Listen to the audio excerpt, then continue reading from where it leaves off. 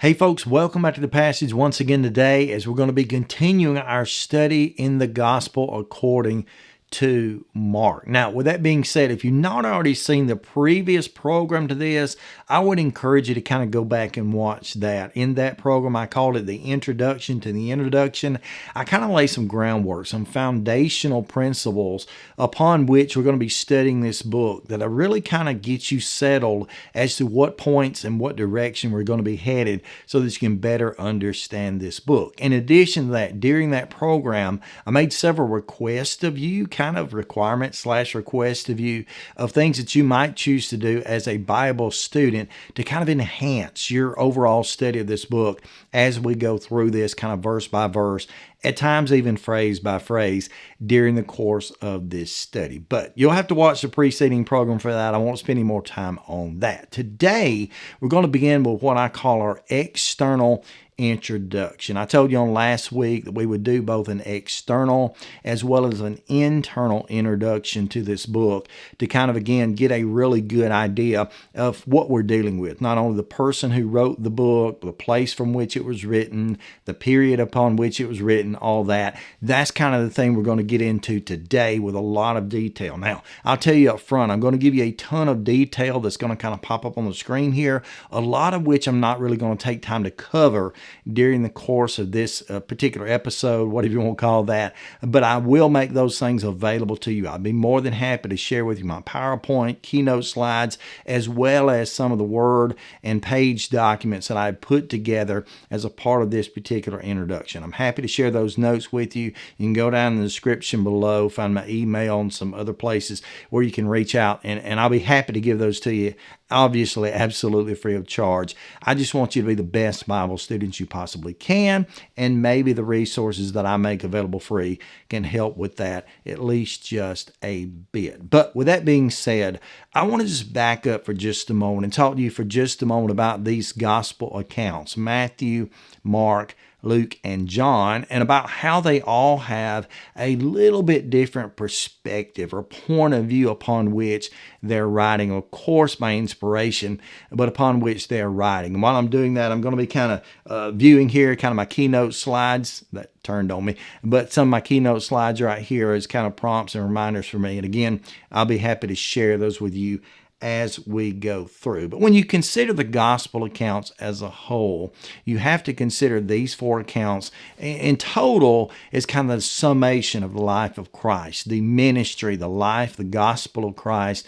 as it was preached, again recorded from those four different human penmen, but all by inspiration. And every one of those New Testament writers wrote from a particular perspective. In this case, these gospel accounts, they all had a particular perspective upon which they were writing and really a purpose in mind for which they were writing. And so I'll give you those examples. In the first case, and I'll put the screen up here, in the first case, Matthew spoke to us concerning Jesus being royalty. That is, Matthew describes him as the King of Kings and the Lord of Lords, and other contexts do that the same. And this reference here on the screen, that's kind of just some of those key verses that prove that fact to us, that Jesus had a primarily Jewish audience who were very familiar with kingships and lordships and that sort of thing, and hierarchies in government and how that they were servant to those different groups and different rulers in any different time in their history, as far as them being the Israelite nation, the Hebrew nation,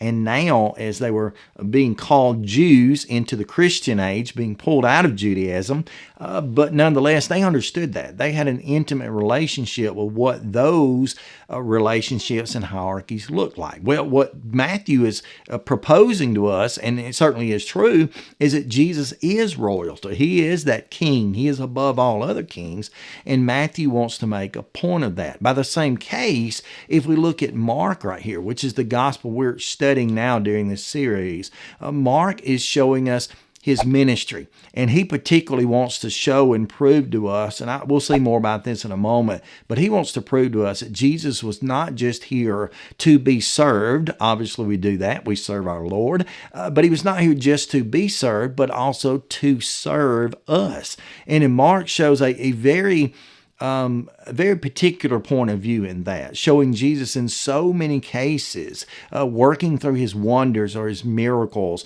not necessarily just simply speaking words. And again, all of the gospel accounts certainly have the words of Jesus in them. If you got one of those copies of the Bible that's got the words of Christ in red, you'll find red throughout the gospel accounts. You'll find times where he's seated and he's giving actual time of what we might call a sermon or a message, and he's sitting down and teaching those people. But Mark doesn't present as much of that. Mark shows him as a servant. He shows him doing, helping, serving is the only word there is for that, or ministering. It's the same idea to the people around him. And he does an excellent job of that in his gospel, and that seems to be one of his primary focuses. In addition to that, that third gospel account, Matthew, Mark, Luke tends to show us Jesus is humanity. Matter of fact, Luke uses the phrase many times in which Jesus spoke of himself as the Son of Man. And what he's showing us is that Jesus was here in human flesh. I mean, he was come down, he was God, he was what I would call God in a body, but he was here in human flesh. And Luke takes several occasions throughout his gospel to show the more human side of him. Particularly, you see him in the 4th chapter of Luke as he records it, where he encounters Satan or the devil there. He's tempted him for 40 days. And during that time, he is tempted in ways that would only be appealing to a human, to someone in a body. You know, the lust of the flesh, the pride, the lust of the eyes, the pride of life. I think John reveals us those keys, by the way, later in one of his shorter epistles. But Jesus is, as a human, being tempted in all points like we are, because he is the Son of Man. He is fleshly. He is human in nature. And Luke really points at that. So a little bit different perspective then than Matthew or Mark, as Luke takes that view. In the 4th place, the book of John. John teaches us very clearly that Jesus is also deity. Again, I referred to him a moment ago as God in a body. And Mark, as he's coming toward the close of his particular gospel account, John chapter 20, verses 30 and 31, speaks of how he had used several miraculous acts to prove that Jesus Christ was the Son of God. And in John's account, depending on how you count that out, he uses either 7, maybe 8 miracles if you include there the resurrection of Jesus, obviously a miraculous event, but he uses those 7/8 miracles, as he tells us in that latter chapter, to prove that point. And then in the very last chapter, that is John 21, he tells us that he hadn't recorded everything. If he had done that, the world itself would not even contain the books that were to be written.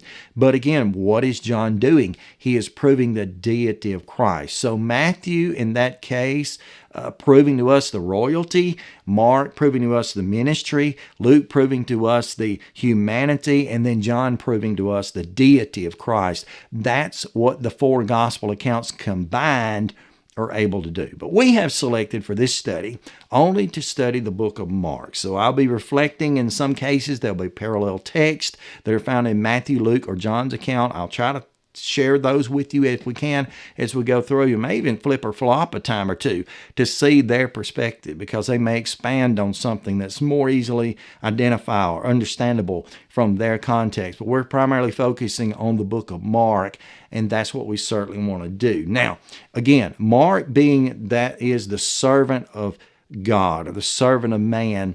Basically, if I were to put a title, an overviewing phrase or theme to this book, I would say Jesus Christ, the perfect servant of God. That's who he is. And of course, you learn that specifically from several texts, but particularly in Mark chapter 10, verses 43 to 45, 45 being the point of this. And I'll just read that text. It says this: "For even the Son of Man did not come to be served, but to serve, and to give his life as a ransom for many." That's the New King James translation. The older King James said to minister and to be ministered to. And so, yes, again, that reflects, that proves that point, that perspective from Mark 10, 43 to 45.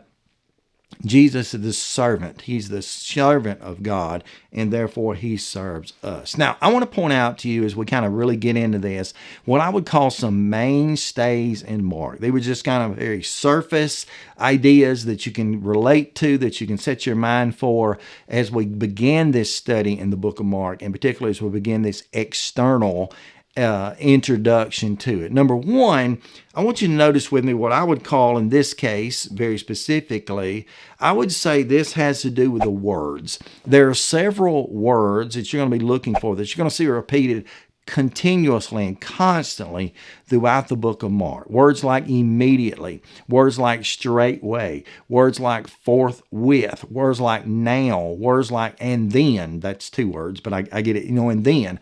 Mark really goes through his gospel in very short order. There again are only 16 chapters. We'll see exactly some details about that in a moment, but there are only 16 chapters of the book of Mark. That makes it the shortest of all the gospel accounts. And as he goes through, he has a certain pace that he keeps up, and it includes describing things as being immediately, straightway, forthwith. Again, just boom, boom, boom, boom, as I describe it. He moves Christ throughout the book. He doesn't spend a lot of time really on any one particular account or any one moment in Jesus's life. He just kind of hits from one to the next to the next, and so it paces out really quickly. About the first half or so of the book, or 2/3 of the book, I should say, have to do with Jesus and his service. The last third of that really quickly has to do with Jesus and his sacrifice. And he, like many of the other gospel accounts, kind of spends a focused amount of time on what we might call the Passion Week, or the week of the sacrifice, where Jesus gave himself to die on our behalf. And Mark does that. And I've got some outlines I'll share with you later that kind of show that. So you notice those words. Next, I would even notice in this some of the key verses. I mentioned just a moment ago, Mark chapter 10, 43 to 45.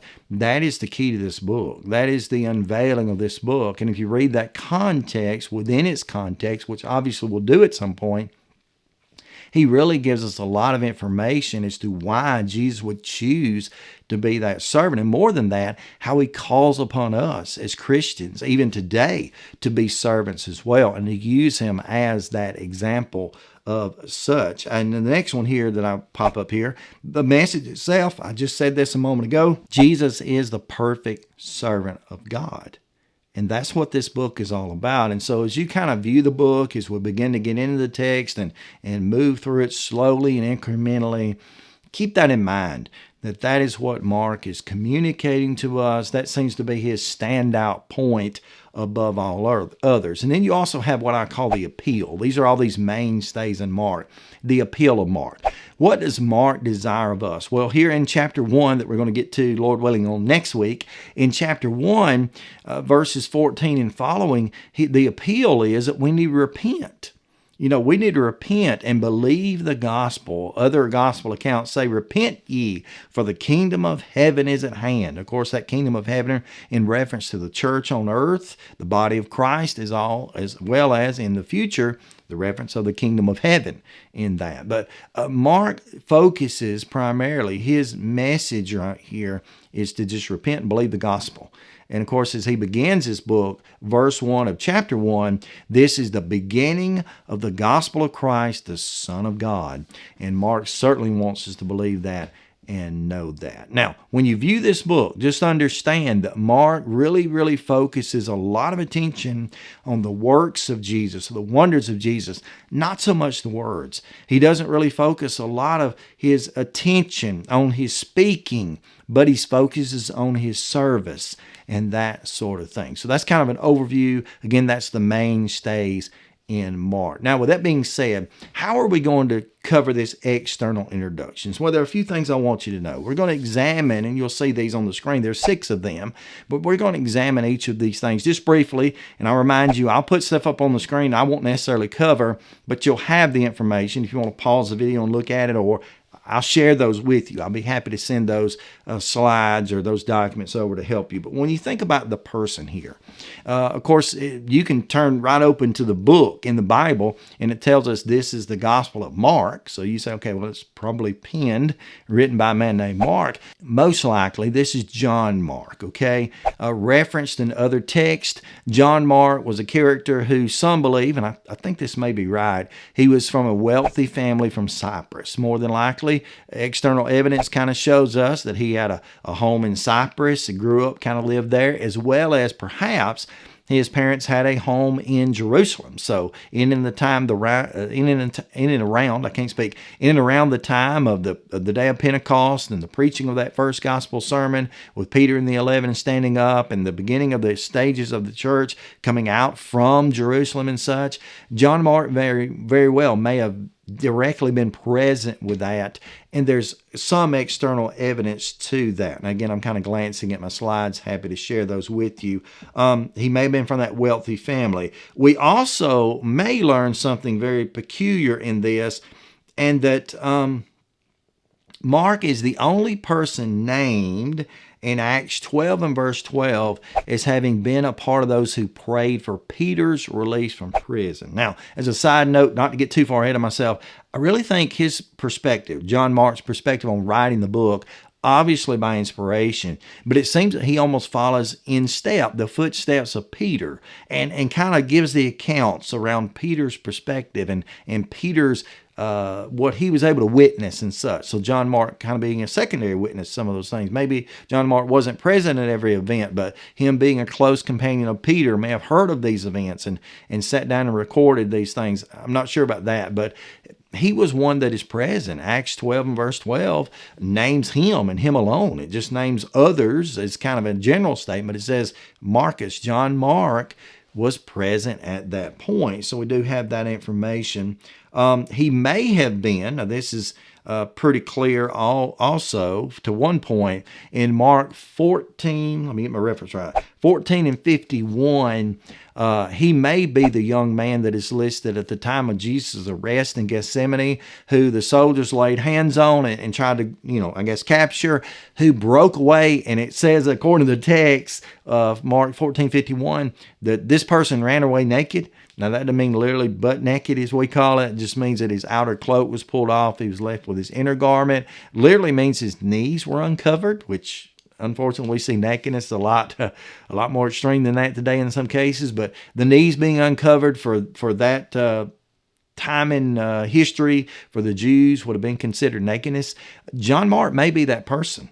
And there's some evidence for that externally, but also internally, there may be that evidence just because no other gospel account mentions that. But Mark does. Mark 14 and verse 51 mentions that specifically. Now, what we do know, and this is from external evidence as well, Colossians 4 and verse 10, is that Barnabas and John Mark were some close kin. They were more than likely cousins to one another. And Barnabas, of course, being not an apostle of Jesus, but certainly an important and prominent disciple of Jesus, as Acts chapter 4 and 5 record. Barnabas was one of those who sold some land and gave all of that to the work of these apostles who were about to go out. Ultimately, Barnabas would go on the first missionary journey with the apostle Paul and would take, during that first missionary journey, his cousin, it seems, John Mark. So that's the same person as who is writing this gospel account. And again, the evidence to that, Acts chapter 13 and verse 5 is where John Mark leaves out with them. But by the time we get to Acts 13:13 and later, we learn that John Mark departed from the journey. For some reason, I'm not sure why. Maybe it's because he grew up wealthy. I don't think that means a lot. That's almost a joke. But John Mark left the journey. There's no biblical proof or discussions to why he left the journey. We just know he did. And John Mark left that first missionary journey. And because of that, later, there'll be a huge contention that erupted between Barnabas and Paul, because Barnabas came up with the idea, let's give John Mark a second chance. Let's take him with us again. Paul said no. And the contention was so great that Barnabas and Paul parted ways. Barnabas did take John Mark wherever he went. We're not sure. Paul took Silas. and went on through the others of those missionary journeys to which he participated. And then much later in life, we wonder if John Mark and Paul were ever able to reconcile that. According to the text of 2 Timothy 4 and verse 11, Paul called for John Mark and said he was very profitable to him. So we know that relationship was mended as a result. So that's just some of the things about the person. Now, as far as very definite external evidence, Papias was from AD 60 to 103. Also, Clement of Alexandria. Others actually report to us that they believe John Mark was somewhat of an attendant, or you might call it a scribe for Peter. And that is that maybe Peter was the one who witnessed all these accounts and was inspired to do so. John Mark may have been just a penman that came down through that. I don't know how much weight I'd put in that, other than I will tell you this: a lot of those first century historians, even though they may not be Christian historians, if you want to call it that, they're accurate because a lot of times they're speaking of things. For example, I illustrate like this: there are things that my father witnessed in his life, say surrounding civil rights of the 60s and such as that. And he was born during World War II, right after. But he witnessed a lot of things in the 50s, 60s, 70s that I didn't witness because I wasn't born. But if I sat down with my father and he says, I was there at this event, I saw this happening, I remember in detail it happening, I could easily pin those things down, and then history years later might speak of Jim Merle and say, well, he didn't have any real part in this, but he taught with firsthand witness. First century historians had that privilege in some cases, in that they may not have really witnessed John Mark and the Apostle Paul and their relationship or whatever, or Peter in this case. They might not have witnessed that, but they could have definitely heard that from a family member or somebody who remembered that firsthand knowledge, and therefore be very accurate. So that's just something to do with the person right here. Now, as far as the next part of this, that was the person, John Mark being the penman, the author of this. Of course, God inspiring it, being the true author, but John Mark being the penman. What about this next idea of the period? When was this gospel account written? Well, in most cases, it seems that Mark was written during the latter to end of the reign of Claudius. Now, if you're not familiar with Claudius, he was just the beginning of some of these evil, very evil rulers that ruled over Rome and the Roman Empire during that time. Now, Claudius was married to a woman. Actually, it was his fifth wife, as a matter of fact, married to a woman named Agrippa. I can't speak and I can't read this, but I'll pop it on the screen. But that was his fifth wife. And what she did was she tried to get Claudius to elect her son from another marriage, I guess, another part of her life, named Nero. That's a name we're familiar with, named Nero, to take the throne. Of course, this man right here, Claudius, was already down a path of destruction for the Christians and the persecution of them. Nero took that to a height. It seems that John Mark wrote somewhere in the middle of that time, which we know the dates of those emperors and what they did. And so we can pretty accurately relate to that when John Mark would have written. He seemed to have written earlier than AD 70 because there's no mention, no clue, or even reference to the destruction of Jerusalem or even it coming, such as Matthew 24 gives us. When Matthew writes the destruction of Jerusalem is pending and Jesus speaks concerning it, and kind of a veiled matter in Matthew 23 and 24. But John Mark makes no reference to that. He probably wrote a little bit earlier. It seems that John Mark wrote this gospel account during the height of some of that persecution. Again, not the pinnacle of it, but the heightened persecution. And he kind of wrote it from perspective, look, we need a gospel. We need good news. We need this recorded. We need this circulated.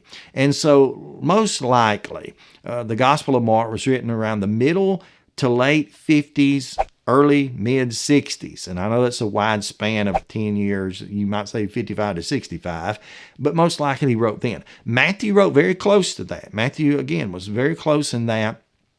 probably around the same time frame, but a little bit after Mark, most likely. Luke wrote later than that. Luke probably you could date around 67-ish. Don't quote me on that, but that's a little bit later. And then John, of course, depending on who you ask, John wrote anywhere from the late 70s, potentially as late as the mid 90s, okay, depending on how you date John's Gospels and his epistles and his record of the Revelation. Whoever you argue with that, John wrote later. So if you put these in order, Mark writes first, Matthew writes next, Luke probably after that, and John latter of these. But Mark, maybe the beginning, as he says, Mark 1 and verse 1, the beginning of the gospel of Jesus Christ, the Son of God. And so he's an early writer is the point of this. And as he writes this, just a few other things that you can recognize. John Mark was probably in his middle 40s at the time of this writing. If Mark was in his middle 40s, Paul, the Apostle Paul, was in his later years and probably about to pass. Now, we read through our New Testaments as they've been ordered for us, Matthew, Mark, Luke, John, Acts, Romans, 1st, 2nd Corinthians. We read them like that. Chronologically, they don't necessarily fit in that order. If you're going to study the Bible chronologically, obviously you need to read the gospel accounts. Obviously, the book of Acts is next, but chronologically, James, that epistle, half-brother of Jesus in writing James, probably wrote next. And in succession, others fall out. But Mark, middle 40s, probably as far as his age, writes between the middle 50s to middle 60s. He writes in and around the time of the possible death of Paul. And so he's got experience by now. He's already been with Paul on that first missionary journey to a point. Paul has already forgiven him, basically. He sits down and writes this gospel account. Now, in the next place, I want you to see with me not just the person and the period of this, but what about the participants? There are approximately, and I'm an extreme nerd, so I took time to count these out for myself, and it took way too long. I'm going to tell you that. But there are approximately 58 plus named individuals listed in the Gospel of Mark, 58 or more. Now, that doesn't include groups like the scribes, the Pharisees, the Herodians that are named out in that. That doesn't include groups. It doesn't include unnamed individuals or anonymous individuals. There are plenty of those as well. The leper is named, the blind man is named, the lame man is named. Others are unnamed, I should say. As far as 58 specifically named people or characters in this book, participants, there's only one that matters, and that is Jesus. Jesus is the key. He's the fixed focus of this entire book. And if you come away thinking basically anything differently, you're going to miss the point of this book. Can we learn things from those named and unnamed characters? Why, sure. There'll be application. There will be messages that we'll get out of that, and we'll take time to do that. But in the end of this, it comes back to that center point I made on last week. We've got to see the man of the text. We've got to see Jesus. And so I'm just going to pop on the screen really quickly. These lists that you see right now, these 3 pages is what they are, document pages, are loaded in category those 58 plus characters, named and unnamed. Of course, you'll say, well, there's a lot more than 58 on here. Oh, yeah, there is. I subcategorize them. Some of those are named, some unnamed, some groups, some religious groups, some, you can just see the list. And again, I don't believe for a moment you could have seen anything that you just saw on the screen and been able to even see it if you paused and zoomed in probably. I'd be happy to share those documents with you. Go in the description below, and I'll be happy to share those. So that's the participants. Again, the point being, there are a ton of characters in this book. Only one matters. That is Jesus. Now, we mentioned this in the mainstays to Mark a moment ago. What about the pacing of the book? This book does move very, very quickly. I hand counted this as well. I saw in almost every reference, every commentary, whatever I turned to, that the word immediately, forthwith, straightway, those 3 English words and some others were used more than 41 times in the book of Mark. I actually counted 42. I may have been wrong. Most sources said 41. The point is that term, or the Greek term that backs up those English words, immediately, forthwith, straightway, those Greek words that are listed are only found about 55, somebody even said 59, but 55-ish times in the whole New Testament. And Mark uses that 41 of those times. So the large majority of times that terminology is used by Mark. And of course, I said last week in the introduction even, that John Mark writes from a perspective of really keeping that pace, moving quickly through this book to show us the events that he wanted us to see surrounding Jesus and his service, being the perfect servant of God in his ministry, as I called it. The ministry is what is proven here, and he does that. Now, another little fact about this pacing, in Mark moving so quickly as he does, there are only 31 verses that are found in Mark that are not found in the other gospel accounts. Now, obviously, the Gospels are all speaking about the same centralized character, Jesus. Obviously, those witnesses, through inspiration, could have seen anything, but even eyewitnesses, Matthew, Mark, Luke, and John, if they were, they would have been seeing the same events from different eyes. That's all. So they couldn't record a lot of different things. But Mark, being brief as he is, and the pace being quick as it was, Mark only records 31 verses, as we see it, that are not listed anywhere else. That just reminds us that the other Gospels, Matthew, Luke, and John, many times go into much more detail than Mark. They're not as quickly paced as Mark, but Mark keeps up that pacing, okay? So that's something that's interesting about the pacing of Mark. And if you want to see a little bit more than that, I'll pop up right now this graphic. I went through by hand and did this. The word immediately is found in all these verses that you see. Straightway, the same. Now is one word that I pulled out that just caught my attention. Wasn't on anybody else's list, but now, as it's used these 10 times listed, now just keeps that pace, that snappy pace. Now this happened, now this happened, now this happened. So, of course, forthwith, soon, and anon. And that word anon is only found 2 times in the New Testament at all. What the word anon means is to do something immediately with joy. So that's not just moving immediately, just to be moving quickly. That means it was done with joy. And that's how Jesus moved about. And of course, Mark chapter 1 and verse 30 lists that. Matthew also has that same Greek and English word translated. But that's a part of the pacing right here. Now, to prove a little bit more of that, just consider that Mark is the shortest of the Gospels. And so he kind of keeps that pace. I don't know for whatever reason, God's inspiration only would know, but he kind of keeps that pace so he can get his point across, so he can illustrate that service of Jesus, and he does it in a wonderful, wonderful way. Now, in addition to that, what is the point of this book? I've said it already half dozen times. The point of this book is found in Mark chapter 10, verses basically 35 to 45, particularly 43 to 45, in that Jesus is here to be a servant. He's here not just to be served or ministered or, to be ministered to, but to also minister or to serve. He's here to serve us. And boy, what a service he did there on the cross by the end of this gospel account, and all the other accounts is recorded as well, in his death on that cross.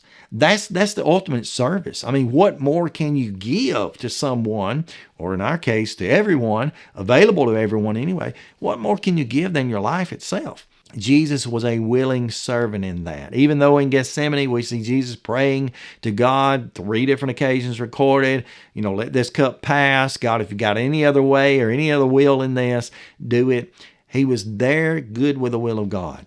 He agreed with the will of God, and he said, thy will be done, King James English. But Mark, he's willing to serve up into that ultimate perspective. So in summary, and I kind of jotted this down, I kind of read some of it to you. In summary, Mark's gospel is a narrative proclamation that Jesus is the Messiah, the Son of God, whose death and resurrection paid the penalty for our sins, therefore achieved our victory over Satan, sin, and death. With a joyful announcement, that's what the gospel means. A euangelion is an announcement of good news, with a joyful announcement that comes with a call to all obedient believers for faith and cross-bearing discipleship. And that is so important. That's so much of what is missed now today in the church and Christianity, is we lose the fact that we are disciples of His. We must be followers. We must bear to one point His cross.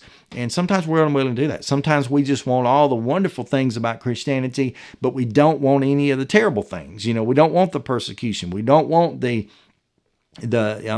mistreatment or maltreatment that we might receive. We don't want to struggle in life. We don't want hard times. Why would we ask for anything less than what Christ did? I'm not saying I want to be crucified on a cross, but at the same time, Christ was willing to do that. What could be worse than that? Likely nothing. And so we give Him our cross-bearing service, and that's something that Mark tries to do. So that's kind of the point of this. Now, the last point here I want to share with you today, and we've been doing this for a while, but I promise this is laying that external foundation. What about Mark's perspective? How does Mark view things? How does he face things? Well, I think Mark is kind of ready for what I would call primetime TV, just in the way that he presents things. I guess and it probably has been, if it was put into a moving form with actors and actresses, and what we could visualize on a screen, I think it'd be something we come back to week to week to week. Now, most of you don't know anything about that. When I was a kid, if you were watching a TV show, when it ended on Friday night at 8 o'clock, you had to wait on next Friday night to find out what happened. I think if this were done that way and it wasn't all streaming and going to the next episode and binge watching, we would keep coming back to the Gospel of Mark because he moves in that pace. He leaves those cliffhangers in there just in his style of writing. And he really, again, he focuses on the works of Jesus more than the words of Jesus. And so he's really focused on that. He's really focused, I'm putting this back on the screen for a moment. He's focused on the alone time that Jesus has. He's focused on being a follower of Jesus in other contexts and such. And he really, really emphasizes that in what he does. So I really hope that this study, as we develop it, as we go into it, which on the next week of this episode, if you will, we're going to go to the internal introduction where we let the Bible speak for itself. We let the first 8 verses, for example, of Mark's Gospel, chapter 1, really support and tell us what this book is intended to do and to whom it is written and, for what we are asked to do of it. There's so much of this.